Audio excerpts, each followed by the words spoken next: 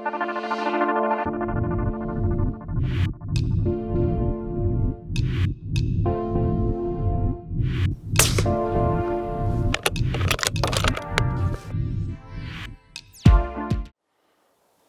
to Chris Parkin Shooting Sports. Today I'm responding to a reviewer request. A lot of people ask me about how to focus their rifle scope.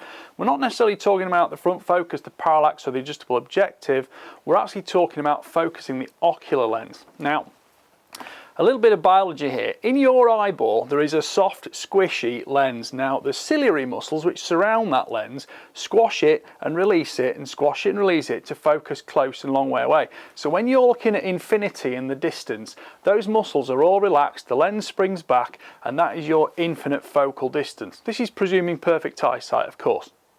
Now, when you need to focus on something shorter, those ciliary muscles squeeze that lens and they make the light refract more and it goes in and you get a closer focal point.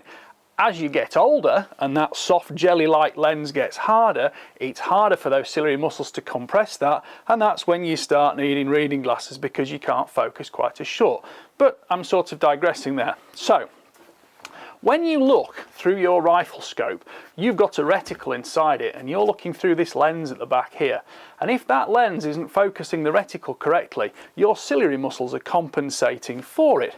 Now that, like any muscle, is work, and work makes muscles tired.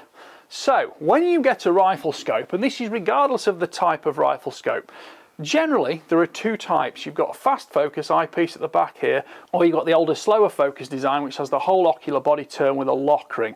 Now it doesn't really matter which one you have, they both work in the same way, just at slightly different speeds.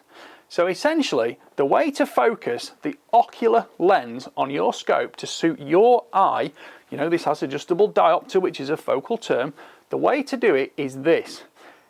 Regardless of what scope you have, you need to be pointing into infinity, or certainly a very long distance. So a nice tree in the distance, or even the skyline, obviously not at the sun or anything like that, but literally as far as you can possibly see.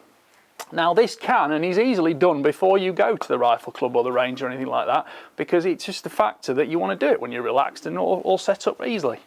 So if I just set this rifle up and I'm looking, I've got houses in the distance at 500 meters, I've got the trees in the distance at about 600 meters, but I've got a nice flat grey sky beyond that.